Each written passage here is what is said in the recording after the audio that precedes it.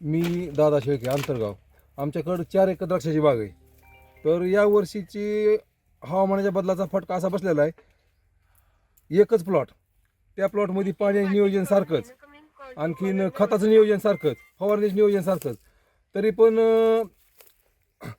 छटणीमध्ये जो फरक आहे एक 10 दिवसाचा, 10 दिवसाच्या फरकाने केलेल्या छटणीमध्ये एक प्लॉटला माल बऱ्यापैकी, तर एक प्लॉटमध्ये कसलाच माल नाही. म्हणजे सगळ्या द्राक्ष संघाच्या शिफारशीनुसार केलेली कामं असताना सुद्धा असा फटका बसला असताना शेतकऱ्यांनी करायचं काय, असा मोठा प्रश्न आहे. आणि फेल गेलेल्या प्लॉटला पण माल लागलेल्या प्लॉट इतका खर्च आहे. तरी दोन्हीची जर बराबरी केली तर शेतकऱ्याच्या हातात रुपया सुद्धा राहत नाही.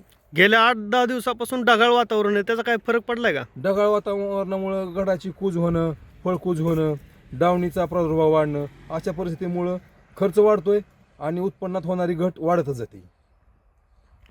नमस्कार, मी अजित गोरे, मुक्काम पोस्ट अंतरगाव, तालुका भूम, जिल्हा धाराशिव.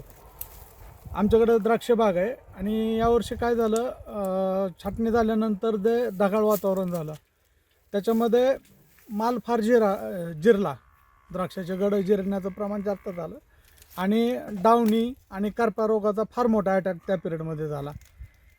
त्या रोगामध्ये बऱ्याचसं नुकसान झालं आमच्या द्राक्ष बागेचं. घड काढून टाकावं लागले आम्हाला. आमची शासनाला विनंती किंवा त्याच्याबद्दल आम्हाला काहीतरी नुकसान भरपाई द्यावी त्यांनी. देश विदेशातील प्रत्येक घडामोडींचे लाईव्ह अपडेट मिळवण्यासाठी आता साम टीव्हीच्या सर्व सोशल मीडिया प्लॅटफॉर्मला लाईक, फॉलो आणि सबस्क्राईब करा. तसंच सर्व नोटिफिकेशनसाठी बेल आयकॉन प्रेस करायला विसरू नका.